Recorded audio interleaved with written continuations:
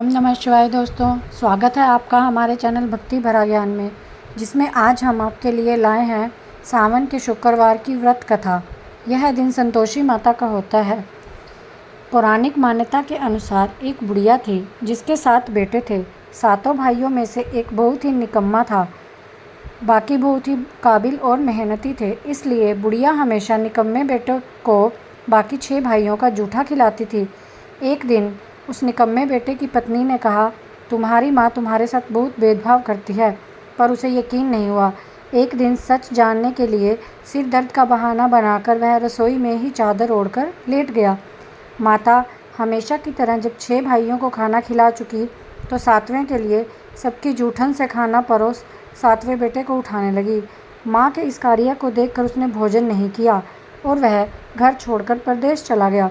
जब वो जाने को तैयार हुआ तो पत्नी का ख्याल आया, जो पशुओं के बाड़े में गोबर के उपले बना रही थी।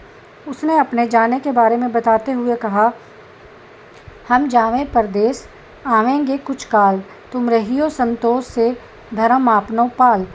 वही पत्नी ने भी इसी लहजे में जवाब देते हुए कहा कि जाओ पिया आनंद से, हमारी सोच हटाए, राम भरोसे हम रहें, ईश्वर तुम्हें सहाय।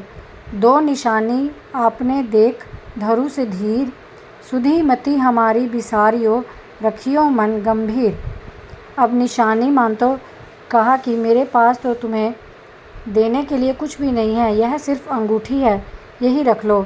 साथ ही उसने पत्नी से भी निशानी मांगी तो उसने कहा, मेरे पास भी कुछ नहीं है, ये गोबर से सने हाथ हैं, उनकी छाप ही साथ ले जाओ। अब पीठ पर पत्नी के हाथों से बनी गोबर की छाप लिए वो चल पड़ा। परदेश में पहुंच गया। अपनी हालत का जिक्र एक सेठ से किया और नौकरी मांगी। सेठ ने भी रख लिया। बात पैसों की हुई तो सेठ ने कहा, जैसा काम वैसा दाम। अब वक्त आदमी को होशियार बना देता है। धीरे धीरे वो काम काज में माहिर हो गया। सेठ के बाकी नौकर चाकर भी उसकी होशियारी के मुरीद होने लगे। साथ ही साथ उससे कई लोग जलने भी लगे। सेठ ने भी भांप लिया था कि ये बंदा काम का है।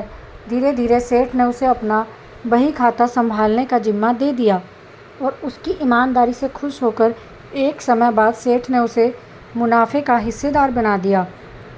उधर उसकी पत्नी की बहुत दुर्दशा हो रखी थी। उसकी सास जेठानियों ने उसका जीना हराम कर रखा था। एक तो घर का सारा काम उससे करवाती, ऊपर से खाने को भी घास फूस की रोटी मिल जाती तो गनीमत होती। एक दिन वो पास के वन से लकड़ियाँ लेने गई तो उसने देखा कि कुछ महिलाएं वहाँ कथा कह रही हैं। जब उसने महिलाओं से पूछा कि यह व्रत किसका है तो उन्होंने बताया कि संतोषी माता के व्रत की कथा कह रही हैं। उसने पूछा कि उसे भी इस व्रत की विधि बताएं। अब उसे रास्ते में मंदिर भी दिखाई दिया। वह माता के चरणों में लेट गई और कहने लगी, हे माँ, मैं क्या करूँ, मेरा कल्याण करो माँ। माँ ने भी उसकी पुकार सुनी। वह लकड़ियों को बेचकर प्रसाद के लिए गुड़ चना लाई और शुक्रवार का उपवास किया। वह व्रत कथा भी सुनी। कुछ ही दिनों में उसे पति की चिट्ठी मिली, साथ ही पैसे भी आने लगे। अब वह हर शुक्रवार को उपवास करने लगी। फिर उसने माँ से गुहार लगाई, हे माँ, मुझे मेरे स्वामी से मिला दो। तब स्वयं माँ एक वृद्धा का वेश धारण कर उसके पति के पास पहुँची और उससे पूछा कि उसका कोई घर बार है या नहीं। उसने बताया कि सब कुछ है, लेकिन काम को छोड़कर कैसे जाऊँ। तब वृद्धा ने कहा कि तुम माँ संतोषी के नाम का दिया जलाकर कल सुबह दुकान पर बैठना।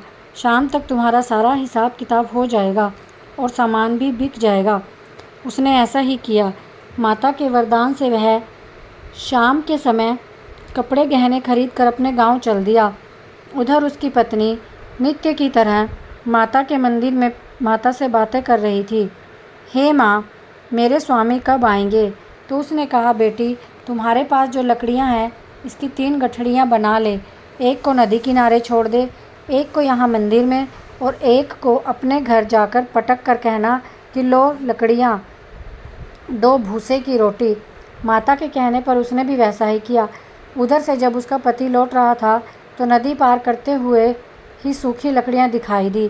सफ़र से थकान हो गई थी और भूख भी लग गई थी। उसने आग जलाई और भोजन का प्रबंध किया और अपने घर की ओर रवाना हुआ। जब वह घर पहुंचा तो उसने सुना कि उसकी पत्नी ने लकड़ियों का गट्ठर आंगन में पटक कर कहा कि लो सासू जी लकड़ियों का गट्ठर लो और भूसे की रोटी दो। पति ने स्वर सुना तो वह बाहर आया। अपनी पत्नी की हालत देखकर उसे बहुत दुख हुआ।